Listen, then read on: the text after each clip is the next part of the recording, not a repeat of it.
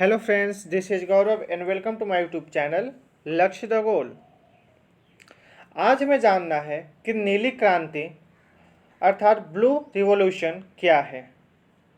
हमने इससे पहले वीडियो में जाना था कि ब्लू इकॉनमी क्या है अर्थात नीली अर्थव्यवस्था क्या है, और आज हम जानेंगे क्या कि नीली क्रांति क्या है।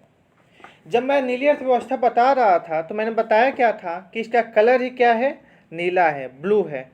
जब इसकी कलर की हम बात ब्लू कर रहे हैं तो किसी ऐसी चीज़ से रिलेटेड होगा। तो मैंने क्या बताया था कि जो ब्लू होता है क्या होता है, वाटर होता है, पानी होता है, तो पानी संबंधित है। तो जब नीली क्रांति की हम बात कर रहे हैं तो ये भी तो पानी से संबंधित ही होगा ना। लेकिन यहाँ पे क्रांति का मतलब होता है उत्पादन से किसी भी चीज़ की, जो कि एग्रीकल्चर में होता है, राइट।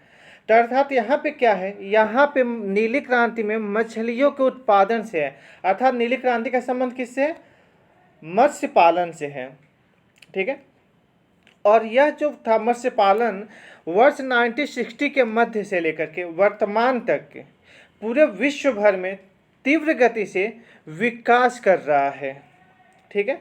अब मत्स्य पालन उद्योग प्रतिवर्ष औसतन 9% की दर से बढ़ रहा है, और इस क्षेत्र में तेज गति से विकास करने वालों में एक देश अपना अर्थात भारत भी है, ठीक है। दूसरे शब्दों में हम कह सकते हैं एक सिंपल भाषा में कि एक पैकेज प्रोग्राम द्वारा मछली और समुद्री उत्पादों में तेज वृद्धि को ही नीली क्रांति कहा जाता है। क्या कहेंगे, एक पैकेज प्रोग्राम द्वारा मछली और समुद्री उत्पादों में तेज वृद्धि को नीली क्रांति कहा जाता है। और ये क्वेश्चन पूछा जा सकता है आपके एग्जाम्स में कि निम्न में से नीली क्रांति का संबंध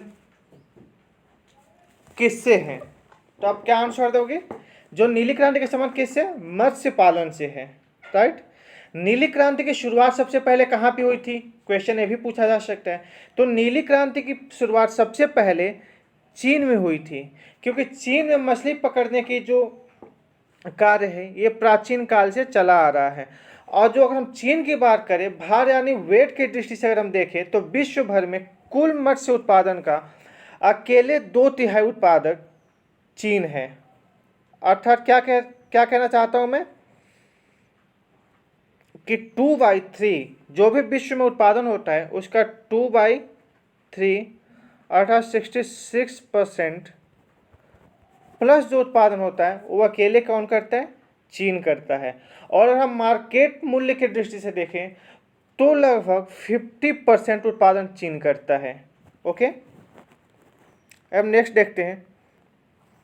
अब मछली पालन के बारे में थोड़ा सा जान लेते हैं कि मछली पालन का उत्पादन विश्व भर में इस समय कितना हो रहा है और पहले कितना होता था।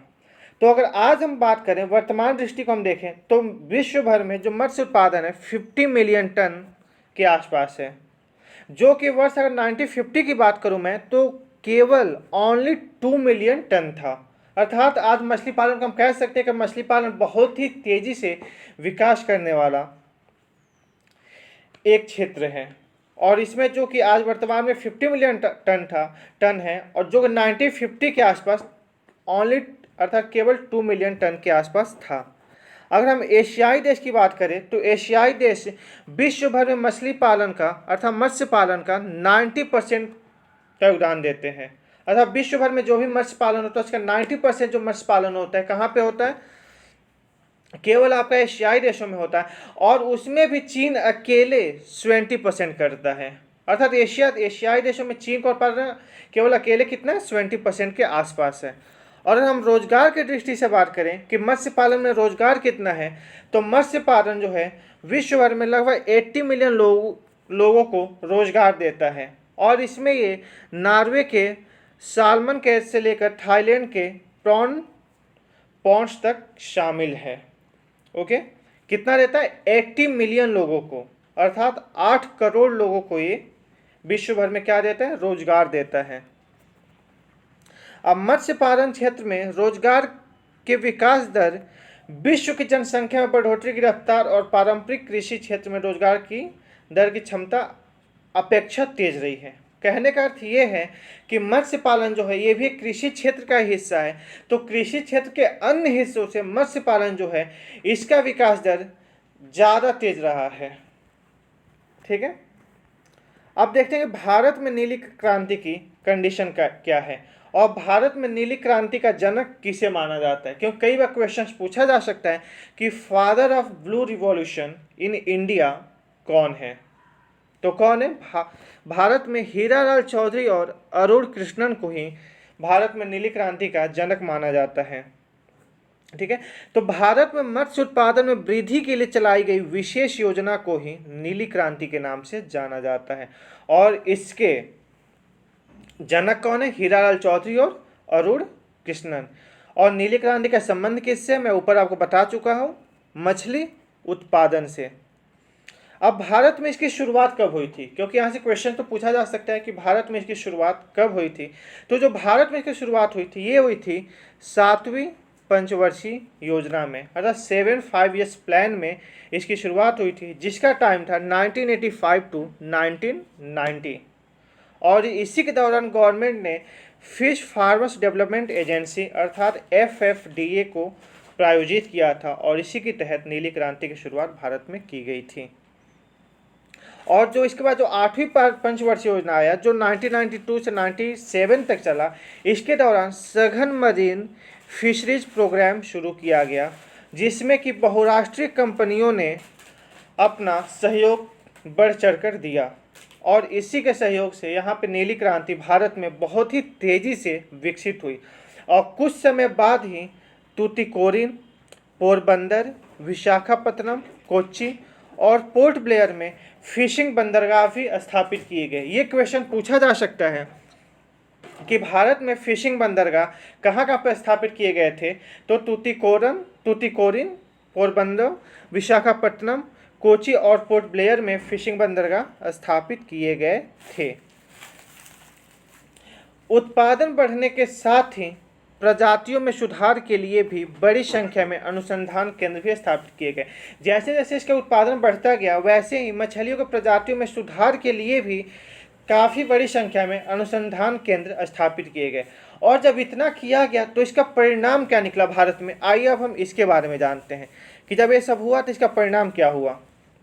जब भारत में नीली क्रांति आया तो इसके परिणाम सबसे पहले क्या हुआ है, इससे मत्स्य प्रजनन, मत्स्य पालन, मत्स्य विपणन और निर्यात की नई तकनीक अपनाकर FFDA ने मछली पालन कार्य में काफ़ी सुधार किया और इसी के तहत भारतीय मत्स्य पालन क्षेत्र जो 50 ईयर्स पहले अर्थात 50 वर्ष पहले जो केवल 60,000 टन मछली उत्पादन करता था, अब वहीं ये 4.7 मिलियन टन उत्पादन करता है, जिसमें से कि केवल 1.5 मिलियन टन उत्पादन जो होता है ताजे जल में मछली का होता है। अर्थात मछली का उत्पादन किस में होता है? ताजे जल में होता है। अर्थात आप सोच सकते हैं यहाँ पे कि इसका कितना बड़ा प्रॉफिट हुआ इंडिया को नीली क्रांति का, जो कि 50 ईयर्स पहले केवल 60,000 टन मछली का उत्पादन करता था, अब ये 4.7 मिलियन टन मछली का उत्पादन करता है और उसमें से भी ताजे जल में जो मछली का उत्पादन होता है उसका क्या है रेशियो, 1.5 मिलियन टन है। मछली और मछली उत्पादों के उत्पादन में पिछले दशक में भारत ने कितना वृद्धि किया था? 14.8 की विकास दर्ज की गई थी। अर्थात जो मत्स्य पालन में भारत में क्या हुआ था और इससे रिलेटेड जो भी उत्पादन थे, इसमें भारत ने जो विकास किया उसकी विकास की दर थी 14.8%, जो कि वैश्विक विकास दर जो थी वो औसतन कितनी थी? 7.5 थी, जिससे कि इंडिया हम कह सकते हैं कि बहुत ज़्यादा था, क्योंकि जो वैश्विक विकास दर थी केवल कितनी थी? 7.5 थी, लेकिन जो इंडिया की हम बात करें तो ये 14.8 रही है। ठीक है, अगर हम बात करें सीधी बातों तो फिशरीज वास्तव में भारत का एकमात्र सबसे बड़ा कृषि संबंधी निर्यात है। हम कह सकते हैं कि जो फिशरीज है, अगर हम एग्रीकल्चर से इसकी तुलना करें तो सबसे बड़ा ये विकास और सबसे तेज़ी से विकास करने वाला यह एक क्रांति है, जिसका विकास दर पिछले 5 वर्षों में 6 से लेकर के 10% के बीच में रही। कैसे? 6 to 10% रही। इसकी तुलना अगर हम कृषि क्षेत्र में यह विकास दर की बात करें तो यह लगभग 2.5% ही रही है। भारत में कई समुदायों की जीविका के प्राथमिक स्रोत मछली पकड़ना ही है। आपको ये पता भी होगा, आपने पढ़ा भी होगा कि भारत में आज भी कई सारे ऐसे समुदाय है जहाँ का जीविका ही मछली पकड़ने से अर्थात मत्स्य पालन और मछलियों के उत्पादन से होता है। और यह विश्व भर में दूसरी सबसे बड़ी मछली उत्पादक देश भारत है। प्रथम पे मैंने कौन बताया था, कौन है, चीन है, और सेकेंड नंबर पे कौन है, इंडिया है, जो 47,000 करोड़ अर्थात 47,000 करोड़ से अधिक का ये निर्यात करता है इंडिया आज। और ये जो निर्यात करता है इसमें सबसे ज़्यादा किसको करता है, यह अमेरिका को करता है। अमेरिकी बाज़ार में सबसे ज़्यादा भारतीय जो मत्स्य प्रोडक्ट होते हैं वो जाते हैं। और इसका हिस्सा बात करें तो कितना है, ये 26.46% के आसपास है। और इसके बाद अगर अमेरिका के बाद ये कहीं पे करता है तो सबसे ज़्यादा कहाँ पे करता है, पूर्वी एशियाई देशों में 25.71% करता है, और यूरोपियन यूनियन देशों में 20.08% की हिस्सेदारी है इसकी निर्यात करने में। ठीक है, जो बिजनेस है। अगर हम जीडीपी के अकॉर्डिंग बात करें कि भारत में जो जीडीपी है उसका कितना हिस्सा है यहाँ पे मत्स्य उद्योग में, तो कितना है इसका, 1% लगभग है। लगभग बात करें तो भारत की जीडीपी का लगभग 1% जो है वो हिस्सा किस में है, मत्स्य में जाता है। और अगर हम कृषि से रिलेट करके बात करें तो कृषि से केवल 5% हिस्सा अकेले ही मत्स्य उत्पादन से मिलता है। तो मैं आशा करता हूँ कि मैंने आज आपको जो भी बताया आज आपको समझ में आई होगी, और इसी के साथ ही इससे जो भी रिलेटेड क्वेश्चंस आएंगे आप इस सारे क्वेश्चंस को आसानी से सॉल्व कर लोगे, क्योंकि इससे बाहर एक भी क्वेश्चंस आपसे नहीं जाने वाले हैं। क्योंकि जो भी इसमें फैक्ट थे या कॉन्सेप्ट थे मैंने सभी को बहुत अच्छे से समझाया है, और मैं आशा करता हूँ कि आपको समझ में आई होगी। अगर आपको कोई भी इससे रिलेटेड क्वेरी होगी, कुछ भी आपको क्वेश्चंस पूछना होगा, तो आप ज़रूर कमेंट सेक्शन में बताइएगा, मैं उसका आंसर देने की कोशिश करूँगा। इसी के साथ मैं आज की वीडियो को कंप्लीट करता हूँ। Thank you. और मेरे चैनल्स को अगर आपको अच्छा लगे ये वीडियो तो इसको लाइक करिए, सब्सक्राइब करिए और कमेंट करिए, और अपने दोस्तों को शेयर करना ना भूलें। Thank you.